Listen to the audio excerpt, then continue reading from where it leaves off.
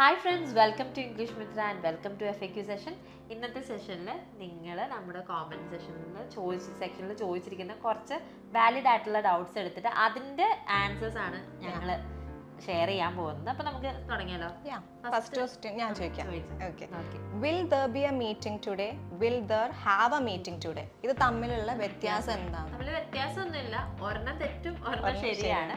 Will there be a meeting today? Correct ആണ്. ഇന്നൊരു meeting ആകുമോ എന്നുള്ള അർത്ഥത്തിൽ will there be a meeting. Will there have a meeting എന്ന് നമ്മൾ ചോദിക്കില്ല. ഇപ്പം എനിക്കൊന്ന് അവിടെ ഉണ്ടാകുമോ, ദെയർ ഹാവ് അതാണെന്ന് തോന്നുന്നു. പക്ഷെ ദെയറിന്റെ കൂടെ നമ്മൾ ഹാവ് യൂസ് ചെയ്യില്ല. Will we have a meeting today ചോദിക്കാം. Will we have a meeting today ചോദിക്കാം. Will there have a meeting എന്ന് ചോദിക്കില്ല. അത് തെറ്റാണ്. അതാണ് ഡിഫറൻസ്. ഇനി അടുത്ത് ഞാൻ ചോദിക്കാം. Okay, can we eat, let us eat, ഇത് സെയിം ആണ്?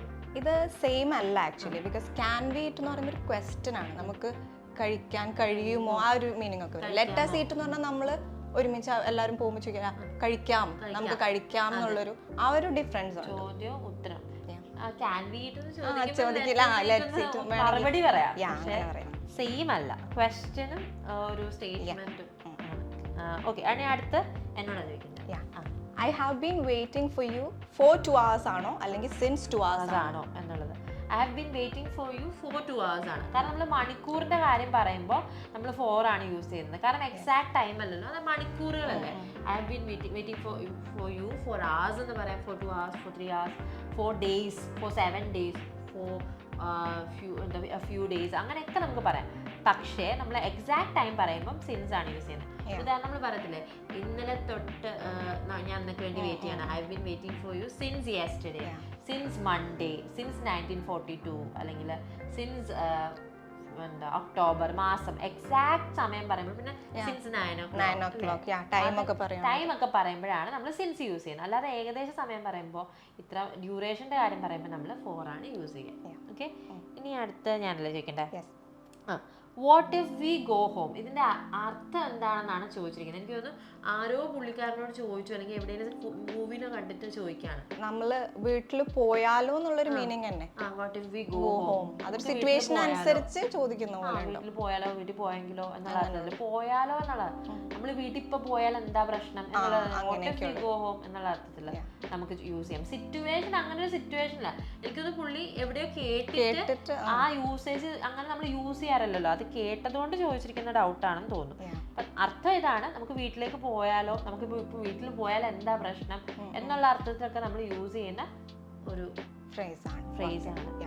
നെക്സ്റ്റ് വരുന്നത് അവളെ എനിക്ക് മനസ്സിലായി എന്ന് എങ്ങനെ ഇംഗ്ലീഷിൽ പറയാം? അപ്പൊ പല ഇൻസ്റ്റൻസ് ഉണ്ട്. ഇപ്പൊ എനിക്ക് മനസ്സിലായി, മെന്റലി മനസ്സിലായെന്ന് പറയാം, ഐ അണ്ടർസ്റ്റുഡ് ഹർ എന്ന് പറയാം. അല്ലെങ്കിൽ എവിടെയോ കണ്ടപ്പം ഞാൻ അവളെ തിരിച്ചറിഞ്ഞു എന്ന് പറഞ്ഞാൽ ഐ റെക്കഗ്നൈസ്ഡ് ഹർ. അപ്പൊ ഇതിൽ ഏതാണോ നിങ്ങൾ ഉദ്ദേശിക്കുന്നത് അത് നിങ്ങൾക്ക് സെലക്ട് ചെയ്യാം. ഇനി ഞാൻ ചോദിക്കാം, I have gone to Dubai, I have been to Dubai. ഇത് ഡിഫറൻസ് എന്താ? I have gone to Dubai എന്ന് പറഞ്ഞാൽ ഞാൻ ദുബായിൽ പോയിട്ടുണ്ട്. തിരിച്ചു വന്നോ ഇല്ല എന്നുള്ളത് അവിടെ വരുന്നില്ല.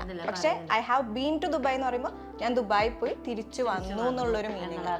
അങ്ങനെ അതിന്റെ അർത്ഥം അതാണ് മെയിൻ ഡിഫറൻസ്. പോയി എന്ന് പറഞ്ഞാൽ പോയി എന്നുള്ള അർത്ഥമുണ്ട്. ബീൻ എന്ന് പറയുമ്പോഴത്തേക്ക് പോയി അവിടെ നിന്നു എന്നിട്ട് തിരിച്ചു വന്നു നിന്നിട്ടാണ് ഞാൻ പറയുന്നത് ഞാൻ ദുബായിൽ പോയിട്ടുണ്ട്, ഞാൻ പോയി വന്നിട്ടുണ്ട്, വിസിറ്റ് ചെയ്തിട്ടുണ്ട് എന്നുള്ള അർത്ഥത്തിൽ വരുന്നതാണ്. ഇനി അടുത്താരാ? ഞാനോ?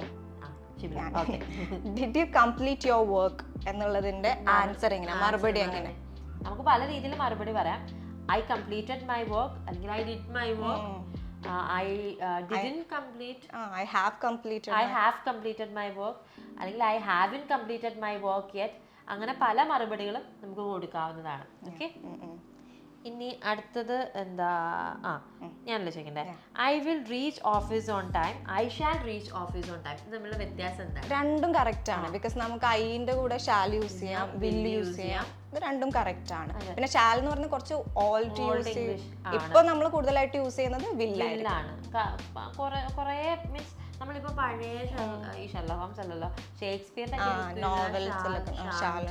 അതൊക്കെയാണ് യൂസ് ചെയ്യുക. അവിടെ വില്ല് യൂസ് ചെയ്ത് അങ്ങനെ വില്ല് യൂസ് ചെയ്ത് ഞാൻ കണ്ടിട്ടില്ല പഴയ ഇംഗ്ലീഷ് ബുക്സിൽ.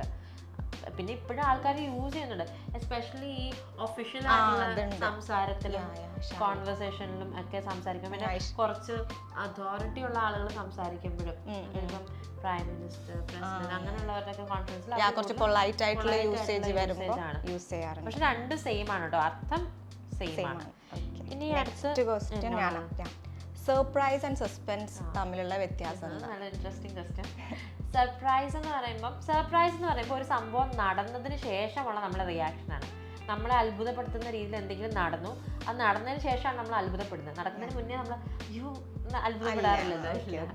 പക്ഷെ സസ്പെൻസ് എന്ന് പറയുന്നത് ആശ്ചര്യമാണ്. അതായത് ആശ്ചര്യം സർപ്രൈസ് ആണ്, ആകാംക്ഷയാണ് സസ്പെൻസ് എന്ന് പറയുന്നത്. അതിപ്പോ ഒരു കാര്യം എങ്ങനെ നടക്കും, എങ്ങനെ ആയിരിക്കും, അത് നമുക്ക് എങ്ങനെ ആയിരിക്കും, അതായത് ഒരു സംഭവം നടക്കാൻ പോകുന്നതിന് മുന്നേ ഉള്ള നമ്മുടെ ഫീലിംഗും നടന്നുകൊണ്ടിരിക്കുമ്പോൾ നമ്മുടെ ഫീലിംഗും ആണ്. അതിനുശേഷമാണ് വരുന്നത് സർപ്രൈസ് എന്ന് പറയുന്ന എലമെന്റ്. ആകാംക്ഷയാണ് സസ്പെൻസ്, ആശ്ചര്യം അതാണ് സർപ്രൈസ് എന്ന് പറയുന്നത്. ഇനി അടുത്ത ഞാനാണ്. ഓക്കെ, എക്സ്ക്യൂസ് മീ, ഒന്ന് മാറുമോ എന്നുള്ളതിന്റെ അർത്ഥം എന്താണ്? ഇതിന്റെ അർത്ഥം എന്ന് പറഞ്ഞാൽ ഒന്ന് ജസ്റ്റ് മാറും, അല്ലെങ്കിൽ ക്ഷമിക്കൂ, ഒന്ന് മാറുമോ, അങ്ങനെയൊക്കെയുള്ള പൊളൈറ്റ് ആയിട്ടുള്ള ഒരു യൂസേജ് ആണ്. പക്ഷെ നമ്മൾ ഇത് മലയാളത്തിൽ പറയുമ്പോൾ ഇറ്റ് ഡസന്റ് മേക്ക് സെൻസ് അല്ലേ, ക്ഷമിക്കണമെന്ന് അല്ല. ഇത് ഇംഗ്ലീഷ് യൂസേജ് ആണ്. ഇംഗ്ലീഷിൽ അവര് ആരുടെങ്കിലും മാറുമ്പോൾ നമ്മൾ അവരെ ശല്യപ്പെടുത്തുവാണല്ലോ, അവരിങ്ങനെ തിരിഞ്ഞു നിൽക്കായിരിക്കും അല്ലേ. അപ്പം നമ്മൾ അവരെ ശല്യപ്പെടുത്താണ്, ക്ഷമിക്കണം, ഒന്ന് മാറും. അപ്പൊ ആ ഒരു പൊളൈറ്റ്നെസ് ആണ് ഇവിടെ കാണിക്കുന്നത്. പക്ഷെ നമ്മൾ മലയാളത്തിൽ പറയുമ്പോൾ നമ്മൾ ആരോടും ക്ഷമിക്കണം, ഒന്ന് മാറുമോ, ഒന്ന് മാറാമോ എന്ന് നമ്മൾ പറയുള്ളൂ. അപ്പൊ അത് വെച്ച് നിങ്ങൾ കമ്പയർ ചെയ്യല്, മലയാളാർത്ഥം ചോദിച്ചുകൊണ്ട് നമ്മൾ പറഞ്ഞു തരുന്നു, അത്രേ ഉള്ളൂ. അപ്പൊ നമ്മൾ 10 ക്വസ്റ്റ്യൻസ് ഇന്ന് കവർ ചെയ്തിട്ടുണ്ട്. അപ്പൊ നിങ്ങൾക്ക് ഇതുപോലത്തെ ഒത്തിരി ഡൗട്ട്സ് ഉണ്ടായിരിക്കില്ല, ഇതുപോലത്തെ ഒത്തിരി കാര്യങ്ങൾ നമുക്ക് ഡൗട്ട്സ് ഉണ്ടായിരിക്കും. അങ്ങനത്തെ ഡൗട്ട്സ് എല്ലാം നിങ്ങൾ ഒരു മടിയും കൂടാതെ കോമന്റ് സെക്ഷനിൽ പോസ്റ്റ് ചെയ്യാൻ, നമ്മൾ അതിന് മറുപടി നൽകുന്നതായിരിക്കും. സെലക്ട് ചെയ്ത് ഇതുപോലെ നമ്മൾ വീഡിയോയിൽ പ്രസന്റ് ചെയ്യുന്നതായിരിക്കും. അപ്പോൾ ഇതുപോലത്തെ ഇൻട്രസ്റ്റിംഗ്, ഇൻഫോർമേറ്റീവ്, ഇൻട്രാക്റ്റീവ് വീഡിയോസ് നിങ്ങൾ കാണാൻ താല്പര്യപ്പെടുന്നുണ്ടെങ്കിൽ ഞങ്ങളുടെ ചാനൽ സബ്സ്ക്രൈബ് ചെയ്യാം, അല്ലെങ്കിൽ എന്ത് ചെയ്യാം, ഫോളോ ചെയ്യാം ഇൻസ്റ്റഗ്രാമിൽ. അപ്പോൾ അതുപോലെ തന്നെ നിങ്ങൾക്ക് ഇംഗ്ലീഷ് സംസാരിക്കാൻ പഠിക്കാൻ വേണ്ടിയിട്ടാണ് നിങ്ങൾ ഇംഗ്ലീഷ് റിലേറ്റഡ് വീഡിയോസ് കാണുന്നതെങ്കിൽ, നമുക്ക് സംസാരിക്കാൻ പഠിക്കണമെങ്കിൽ ഇങ്ങനെ വീഡിയോസ് കണ്ടാൽ നമുക്ക് സംസാരിക്കാൻ പഠിക്കാൻ പറ്റില്ല. അതിന് നമ്മൾ പ്രാക്ടീസ് ചെയ്ത് തന്നെ പഠിക്കണം. അപ്പോൾ അതിന് വേണ്ടിയിട്ടുള്ള കോഴ്സസ് ഇംഗ്ലീഷ് മിത്രയിൽ നമ്മൾ പ്രൊവൈഡ് ചെയ്യുന്നുണ്ട്. അപ്പം ഇംഗ്ലീഷ് മിത്രയിൽ നമ്മൾ പ്രൊവൈഡ് ചെയ്യുന്ന കോഴ്സസിൻ്റെ ഡീറ്റെയിൽസ് അറിയാനായിട്ട് നിങ്ങൾക്ക് താഴെ കൊടുത്തിരിക്കുന്ന ലിങ്കിൽ ക്ലിക്ക് ചെയ്ത് ഡീറ്റെയിൽസ് കളക്ട് ചെയ്യാം, അല്ലെങ്കിൽ ബയോയിൽ പോയിട്ട് ലിങ്കിൽ ക്ലിക്ക് ചെയ്ത് ഡീറ്റെയിൽസ് കളക്ട് ചെയ്യാം. നിങ്ങൾക്ക് പറ്റുന്ന ഒരു കോഴ്സാണെന്ന് തോന്നുകയാണെങ്കിൽ മാത്രം അഡ്മിഷൻ എടുക്കുക. അപ്പോൾ മറ്റൊരു വീഡിയോയിൽ കാണുന്നത് വരെ, this is Revathi Krishnan, this is Shipla, signing off from English Mithra. Thank you and have a great day. English Mithra. Stop worrying, start learning.